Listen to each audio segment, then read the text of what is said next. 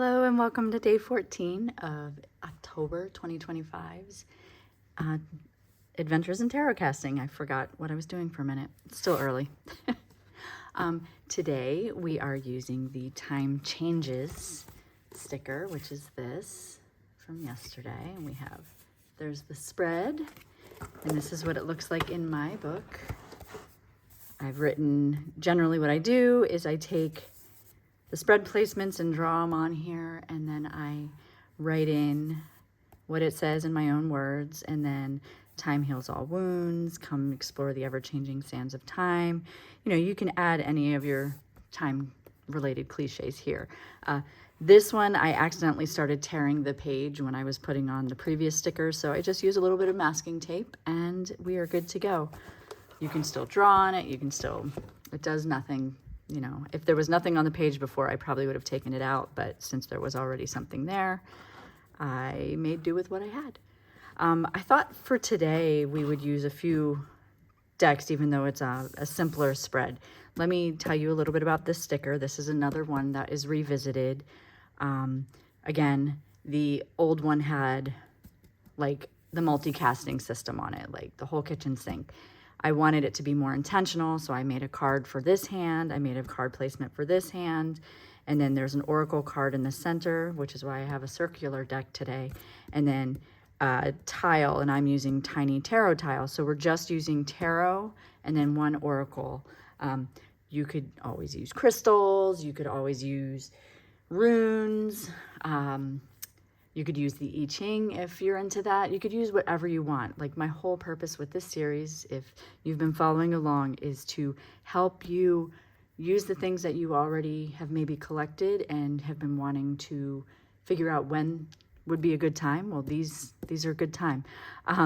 And also just to get you playful in your divination process and creation. It's been a few days since I've reminded you to record your videos. That way, when you go back and you rewatch them, you are going to be surprised at the epiphanies that show up. You may not be as surprised, but I always am. I'm like, I said that? So this sticker, I wanted it to show, like, the hands are like the cosmic universe, right?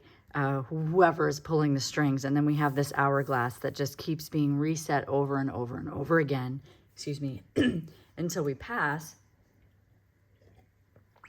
And then once again, it's reset. You know, if you believe in reincarnation, then it's a major reset. The snake shows up a lot in my art, just like deer do, because that is one of my animals. And since I create these kind of in my own practice and want to be able to use them, I tend to reuse symbols that are powerful for me. But I do want to start branching out, and I'm going to be creating something in my Patreon come the new year that's going to allow members to get involved with helping me create these as well. So I've said too much. Let's get to this reading. So the first placement is this center, is basically the glowing orb behind it, like what is radiating out. And it's also encompassing the whole hourglass. And this, we are using the Invoking the Goddess Oracle and Action cards by Lisa de St.Croix. And let's just get to it, shall we? So this is the energy surrounding, radiating, and containing the situation. And I thought it would be neat to just have a deity kind of come into this reading.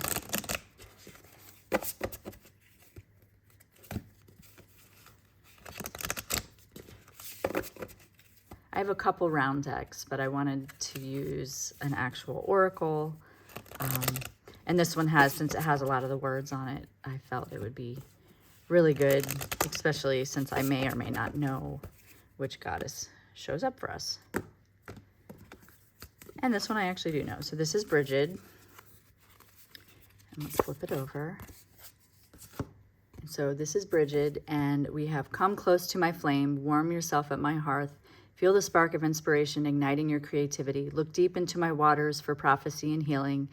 I spread my green mantle over you for health and fertility, for the quickening of the land, for protection of the new. So Bridget's gift is inspiration, and feel the spark of creativity or inspiration and ignite creativity. So we're going to put that there in the center.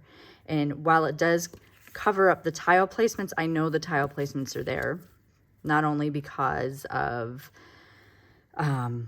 drawing it, but also I have the little cheat sheet, right? So the energy surrounding and radiating this change is inspiration and creativity, right? And for the second, we're going to use the release. And this is the first time I'm using the ephemera. My gosh, I can't speak. By Arthur Wang. Let me put this in here. All right. And so this actually is not, I spoke again, this is an oracle deck as well. So you could use a tarot or oracle. You know, I just wanted to use these two cards because I thought that it would be neat to have the themes. So this is the release. This is what energy or actions need to be reset in order to tend the flame of creativity, of inspiration.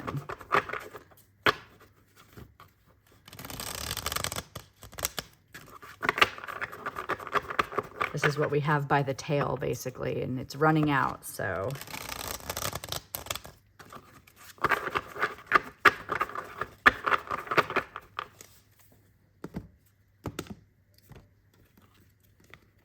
Such a beautiful deck. All right, the release, what energy or action needs to be reset, and we have the page. So it is a page. This is a tarot deck. Oh my gosh, I'm sorry, you guys.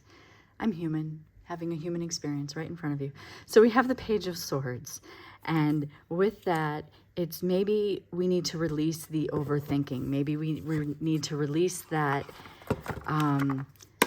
just constantly starting over, starting questioning. Like maybe we ask too many questions and we need to allow the creativity to flourish instead of being like trying to project every single thing that's going to happen along the process, when creativity never happens in a linear pattern or step by step. It happens very organically, right? So what needs to be released is having to know all the ins and outs and the whys of everything. These are such thick decks. Get rid of. Alrighty. And so then we have down here, number 3, this is the capture, right? So release, capture, release. And you can literally, like, since it's so cyclical, you could go like this. And if you wanted to have a clarifier for this card, you could put that in the release section and do the spread again. This is a really fun casting stage because of the just nature of it. So let's see, what are we capturing? This is the new direction, the likely outcome, something to hold on to, ... for now. Ellipses, for now. Yes, I said ... Don't come at me. Okay.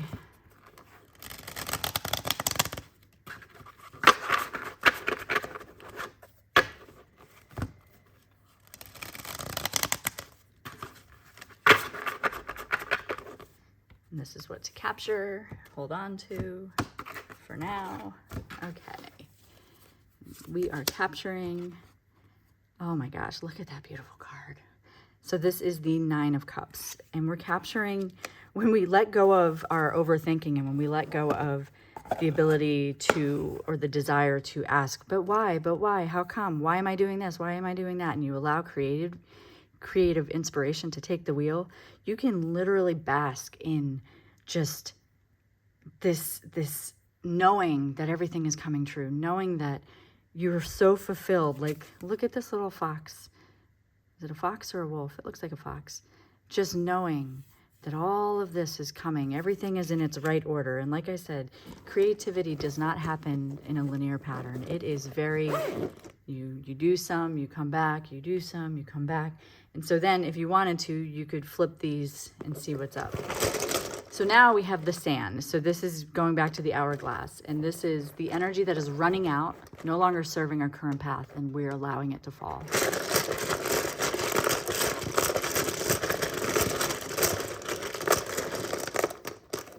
And I have in my hand temperance. And it's that moderation. You know, we're allowing ourselves, like, the moderation needs to just, you already have it. You don't need to micromanage it. Just allow it to run out. And then for the shift, which is what remains and continues to be useful, carrying this energy forward into our next adventure.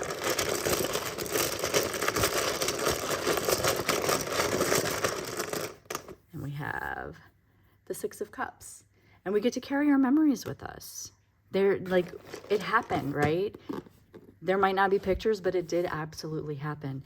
And so we get to carry that with us and know that it's our past experiences that will fuel our next creative inspiration, that will fuel our next phase in our life, that will continue to motivate us because it becomes part of our story, our history, our herstory, whatever.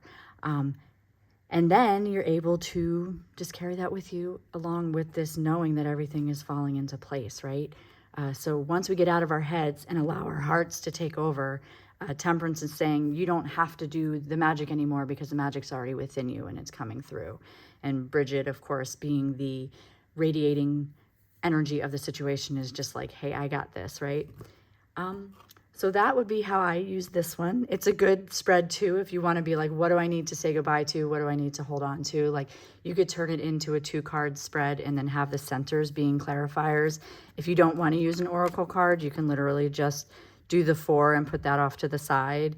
You know, again, it is your practice, your messages, your conversation with your cards and your creative inspiration. So let's push this out of the way and see what we will be working on tomorrow.